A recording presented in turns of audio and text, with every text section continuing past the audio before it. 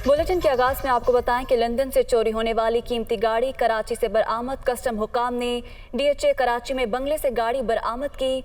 गाड़ी का टैक्स 30 करोड़ 74 लाख रुपए बनता है। कस्टम हुकाम की जानिब से ये कहना है। कार्रवाई के दौरान बंगले से 2 अफराद को भी हिरासत में ले लिया गया। दोस्त मुल्क की नेशनल एजेंसी की खुफिया इत्तला पर कस्टम ने ये कार्रवाई की है। तो इसी कार्रवाई बारे मजीद जानेंगे अपने नुमाइंदे बिलाल नसीर से। जी बिलाल, आगाह कीजिएगा। बिल्कुल, ये दोस्त मुल्क की इंटरनेशनल एजेंसी जो है उसने जो पाकिस्तानी हुकूमत है उसको ये इत्तला दी थी, जिसके बाद कस्टम्स और जो पुलिस है उसने रात गए जो है लेडी सर्चर्स के हमरा एक बंगले पर छापा मारा और उसमें तलाशी ली गई। और तलाशी के बाद जो कस्टम की नफरी है वो वहाँ पर तैनात की गई और पूरे घर की सर्चिंग भी की गई। उसमें जो गाड़ी है वो बरामद की गई है, जो कि चोरी होकर बैरून मुल्क से कराची आई और कराची के बाद उसे यहाँ पर टेम्पर्ड करके नंबर भी लगवा लिया गया और नंबर लगाने के बाद यहाँ पर उसे चलाया जा रहा था। इसके साथ साथ इस गाड़ी को तहवील में लिया गया है और 2 अफराद जो हैं नवीद और उसका साथी जो है उन्हें तहवील में लिया गया है ताकि वो इस गाड़ी को यहाँ लाने में जो है वो अहम किरदार अदा करते रहे हैं। इसके साथ साथ इनका एक सहूलतकार है जो कि यहाँ से फ़रार हो चुका है, जिसकी तलाश जारी है। हुक्काम का कहना है कि जो हुकूमत पाकिस्तान को जो है टैक्स की चोरी का भी जो है वो चूना लगाया गया। इसके साथ साथ ये किस तरीके से पाकिस्तान पहुँची है गाड़ी, उस पर भी तहकीकात जो है वो की जा रही है। और जिस जहाज़ में ये गाड़ी आई है, जिस तरीके से ये गाड़ी आई है, उस तमाम तर चीज़ को चेक किया जा रहा है। उसकी इन्वेंट्री भी जो है कस्टम हुक्काम ने तलब कर ली है और इसका मुकदमा जो है वो कस्टम थाने में दर्ज कर लिया गया है। कराची पुलिस और कस्टम हुक्काम जो है रात गए मजीद छापे भी आज मारेंगे और कोशिश की जा रही है कि जो ये नेटवर्क है पूरा जो बैरून मुल्क से गाड़ी लेकर यहाँ पर आता है, गाड़ियाँ लेकर, उस पर तहकीकात की जाए और ये तमाम तर जो मजीद गाड़ियों की हुक्काम कहते हैं कि कोशिश की जाएगी कि और भी कोई गाड़ियाँ हैं तो उनकी भी जाँच पड़ताल की जा रही है। जी आगे बढ़ते हुए आपको बताएं, चेयरमैन NDMA ने कहा है कि बदतरीन सैलाब ने हंसते बसते घर उजाड़ दिए।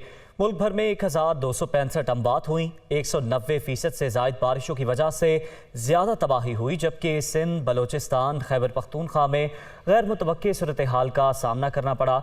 सूरत हाल को देखते हुए नेशनल इमरजेंसी नाफिज की गई। अब तक इमदादी सामान के 29 तैयारे पाकिस्तान आ चुके।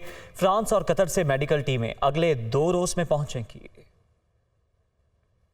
जो रेनफॉल का हमें सामना करना पड़ा वो ओवरऑल पाकिस्तान में मजमूई तौर पर 190% से ज़्यादा, बलूचिस्तान में 436% और सिंध में 464% ज़्यादा बारिशें हुई। दुख के साथ ये कहना पड़ता है कि 1265 लोगों की इस वक्त तक अमवात हो चुकी हैं, जिनमें से ज़्यादा तादाद बच्चों की है। फौरी तौर के ऊपर हालात को देखते हुए नेशनल इमरजेंसी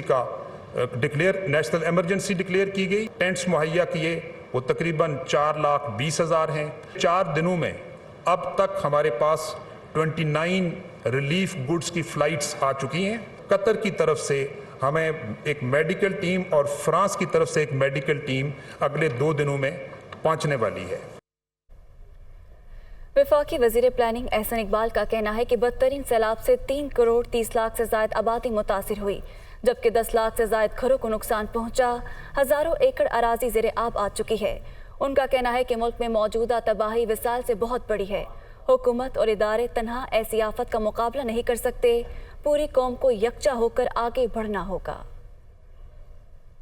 वो शुमाली इलाका जात जहाँ पर रवायती तौर पर और तारीख़ी तौर पर बारिश होती थी, वो कम बारिशों का सामना किया और वो इलाके हमारे जनूब में जहाँ पे लो या नहायत ही मॉडरेट रेनफॉल होती थी, वहाँ पे हाई ही नहीं बल्कि हाईएस्ट रेनफॉल हुई, जो कि हमारी 30 साल की औसत में उन इलाकों के लिए 500 गुना से ज़्यादा रेनफॉल थी, जिसने बहुत वसी पैमाने के ऊपर फ्लडिंग की। हमारे लिए मौका है कि हम एक कौम बनकर इस मुश्किल की घड़ी से न सिर्फ निकलें बल्कि एक पाकिस्तान की तामीर नौ की नई मुहिम शुरू करें। ये सैलाब हमें ये भी दर्स दे गया है कि हमने जो गलतियां की हैं, नदियों में, दरियाओं में, नालों के अंदर तामीरात की हैं और जो हमने माजी के अंदर कोताही की है, वो कोताही इस सैलाब के साथ ही हम डबो दें اور آئندہ جب تعمیر کریں تو ان ندی نالوں کو پانی کی گزرگاہوں کے لیے چھوڑ دیں تاکہ جب سیلاب آئے تو وہ تیزی کے ساتھ ڈسچارج ہو کے نکل جائے اور اس پیمانے کے اوپر نقصان نہ کرے۔ D G I S P R major general Babar Iftikhar کا کہنا ہے کہ سیلاب سے متاثرہ علاقوں میں پاک فوج امدادی کارروائیوں میں مصروف ہے۔ پاکستان ایئر فورس اور نیوی کی ٹیمیں بھی شانہ بشانہ ہیں۔ پاک فوج کے اہلکاروں نے اپنی جانوں کو خطرے میں ڈال کر لوگوں کی مدد کی۔ 50,000 سے زائد متاثرین کو آرمی میڈیکل کیمپوں سے ریلیف فراہم کیا گیا۔ مشکل صورتحال میں متاثرین کو تنہا نہیں چھوڑیں گے۔ متاثرہ علاقوں میں پچھلے 2 ماہ سے دن رات مصروف عمل ہے کہ اس گھڑی میں ہم عوام کو تنہا نہیں چھوڑیں گے اور چاہے اس کے لیے کتنا ہی وقت اور کتنی ہی کوشش درکار ہو۔ Army aviation, Pakistan air force اور نیوی کے ہیلی کاپٹرز مسلسل متاثرہ علاقوں میں ریسکیو اور ریلیف ایکٹیویٹیز میں مصروف ہیں۔ اب موسم اور دیگر چیلنجز کے باوجود آرمی ایویشن، پی ایف اور نیوی کے پائلٹس نے اپنی جانوں کو خطرے میں ڈال کر نہ صرف لوگوں کو ریسکیو کیا بلکہ ان تک ضروری ریلیف آئٹمز کی دستیابی کو بھی یقینی بنایا ہے۔ ملک بھر میں پاکستان آرمی کے 147 ریلیف کیمپس قائم ہیں اور ان میں 50,000 سے زائد متاثرین کو ریلیف مہیا کیا گیا ہے، جبکہ 250 میڈیکل کیمپس جس میں آرمی ڈاکٹرز، نرسنگ اور پیرامیڈیکل سٹاف اب تک 83,000 سے زائد مریضوں کو فری طبی امداد مہیا کر چکے ہیں۔ Chairman national flood response major general Zafar Iqbal کا کہنا ہے کہ سیلاب متاثرین کے لیے امدادی سرگرمیوں میں ہم آہنگی بہت ضروری ہے۔ صوبوں، محکموں اور نجی اداروں کو مل کر کام کرنا ہوگا۔ متاثرہ علاقوں کی ضروریات کے مطابق مدد پہنچانا ہوگی۔ میں مخیر حضرات سے ایک اپیل کرنا چاہتا ہوں کہ پاکستان کے اندر بہت سارے سینٹرز ہم نے اسٹیبلش کر لیے ہیں۔ آپ سب سے درخواست ہے کہ جو بھی امداد کرنا چاہتا ہے پہلے تو کوشش کیجئے کہ ان سینٹرز پہ جا کر اپنا سامان جمع کرائیں، اور جو کوئی خود اس کر خود لوگوں میں بانٹنا چاہتا ہے تو ہمارے سینٹرز سے رابطہ کیجئے، وہ آپ کو وہاں تک گائیڈ کر کے لے کے جائیں گے۔ اس کے بجائے کہ ہر ایڈ صرف ایک ہی جگہ پہ پہنچے، ہم یہ چاہتے ہیں کہ ٹیل اینڈ تک یہ ایڈ پہنچے، اور ٹیل اینڈ تک پہنچانے کے لیے یہ کوارڈینیشن بہت ضروری ہے۔ D G I S P R major general Babar Iftikhar نے کہا ہے کہ دوست ممالک کی لیڈرشپ بھی آرمی چیف سے مسلسل رابطے میں ہے۔ سیلاب متاثرین سے اظہار یکجہتی کے لیے یوم دفاع کی مرکزی تقریب مؤخر کی گئی۔ ان کا مزید کہنا تھا کہ شہدائے پاکستان ہمارا اثاثہ ہیں۔ ممالک کی لیڈرشپ بھی آرمی چیف سے مسلسل رابطے میں ہے تاکہ سیلاب متاثرین کی ہر ممکن مدد کے لیے اقدامات کیے جا سکیں۔ پاکستان آرمی نے موجودہ صورتحال میں کے پیش نظر اور سیلاب متاثرین سے اظہار یکجہتی کے لیے جی ایچ کیو میں ہونے والی یوم دفاع کی مرکزی تقریب مؤخر کر دی ہے۔ تاہم شہدائے پاکستان ہمارا اثاثہ ہیں، جن کے دم سے آج ہم ایک آزاد اور محفوظ وطن میں سانس لے رہے ہیں۔ شہداء اور ان کے خاندانوں کی قربانیوں کے نتیجے میں ہم نہ صرف آزاد ہیں بلکہ انہی کے سبب امن کی فضا قائم ہے۔ ہم انہیں کبھی بھلا نہیں سکتے۔ عوام کا اعتماد افواج پاکستان کا اثاثہ ہے۔ پاکستان افواج ہمیشہ قدرتی آفات اور غیر معمولی حالات میں عوام کی مدد کرنے میں پیش رہی ہیں۔ اس روایت کو برقرار رکھتے ہوئے سیلاب سے متاثرہ علاقوں میں ہر کوشش اور تمام وسائل کو بروئے کار لا کر ہمیشہ کی طرح اس مشکل گھڑی میں بھی عوام کے تعاون سے ہم اس ناگہانی آفت سے نجات حاصل کریں گے۔ چین کے ننھے منگشوان نے سال بھر کی جمع پونجی سیلاب متاثرہ بچوں کے لیے عطیہ کر کے پاک چین دوستی کا عملی نمونہ پیش کر دیا۔ چین اور پاکستان کی دوستی نہ صرف حکومتی سطح پر بہت مضبوط ہے بلکہ عوامی سطح پر بھی ایک دوسرے کے دکھ درد کو محسوس کیا جاتا ہے۔ یہی وجہ ہے کہ سیلاب سے متاثرہ پاکستانی بچوں کی مدد کے لیے چینی بچے بھی میدان میں آ گئے۔ ننھے منگشوان نے پاکستان میں سیلاب زدہ علاقوں میں متاثرہ بچوں کا درد محسوس کیا۔ چین کے لیے پاکستان کے سفیر معین الحق نے ٹویٹر پر پیغام میں بچے کی تصاویر شیئر کی۔ انہوں نے لکھا کہ اپنا سب کچھ کسی کے لیے عطیہ کرنے کی یہ بہترین مثال ہے۔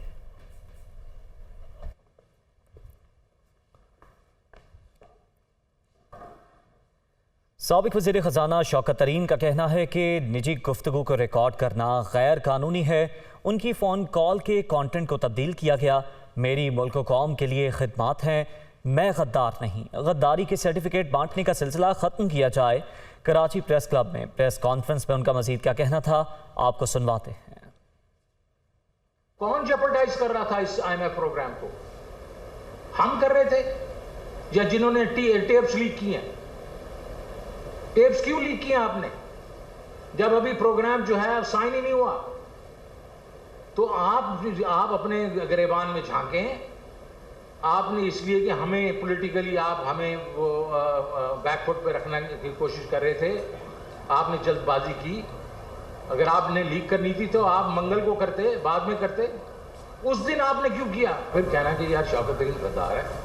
شوکت ترین کا باپ جو ہے وہ برطانیہ کی جیل بھی کھا چکا ہے. ووٹ جو دیا تھا برطانیہ بھی وہ بھی کھا چکا ہے، ہندوستان کی جیل بھی کھا چکا ہے. شوکت ترین جو ہے وہ $1 ملین چھوڑ کے آیا تھا جب تھا لینڈ سے، اور اس کا مطلب ہے 50 لاکھ روپیہ مہینے کی میں نے تنخواہ چھوڑی تھی، اور 1,75,000 مجھے ملتا تھا، جس سے ٹیکس دے کے میرے پاس 25,000 روپیہ بچتا تھا. وہ بھی میں نے کیا اور حبیب بینک کو ٹرن اراؤنڈ کیا. میں نے پھر جا کے 7th NFC ایوارڈ بھی کیا ہے جو 19 سال کے بعد کروایا تھا. اس وقت تو شوکت ترین غدار نہیں تھا. تو دوسری جانب وزیر خزانہ مفتاح اسماعیل نے کہا کہ شوکت ترین نے IMF پروگرام روکنے کی کوشش کی. کیا ایسا کام پاکستان کی خدمت ہے؟ سابق وزیر خزانہ جھوٹ بولنا بند کریں.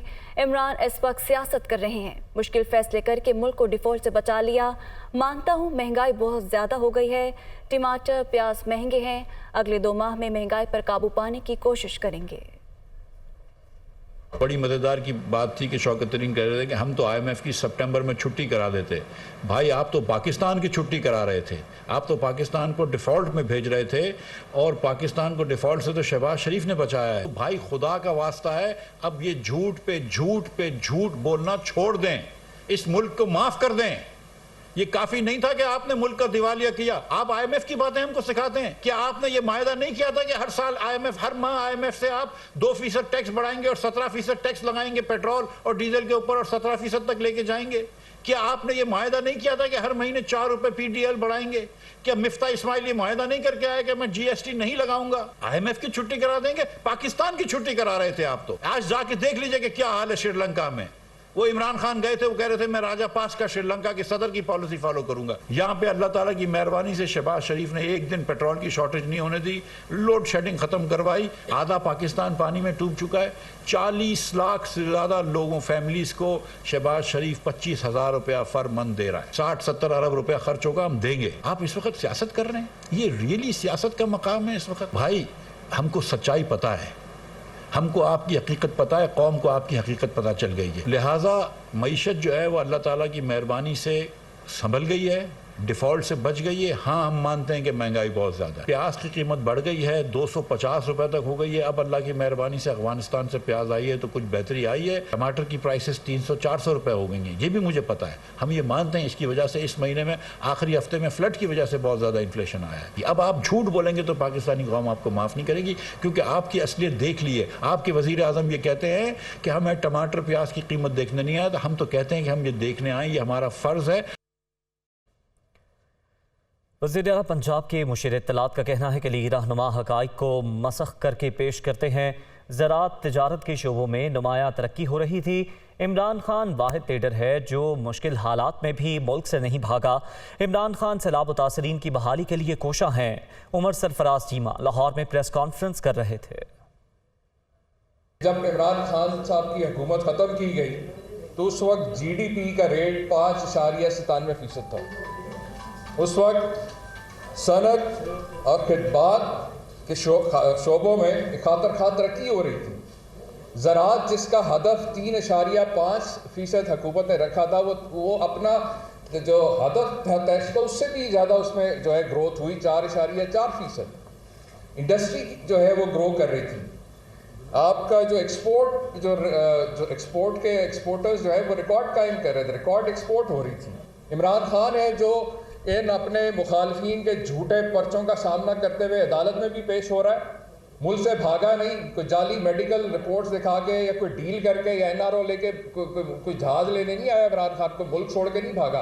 वो इस अवाम के साथ खड़ा है, मुश्किल तरीन घड़ी में वक्त में भी अवाम के साथ खड़ा है, अदालतों में जाके अपने झूठे पर्चों का सामना कर रहा है। वो सैलाब ज़दगान के साथ भी जो है रिलीफ जो एक्टिविटीज़ हैं उनकी भी मॉनिटरिंग करने के साथ साथ आपने देखा जैसे टेलीथॉन के ज़रिए रिकॉर्ड फंड रेजिंग हुई।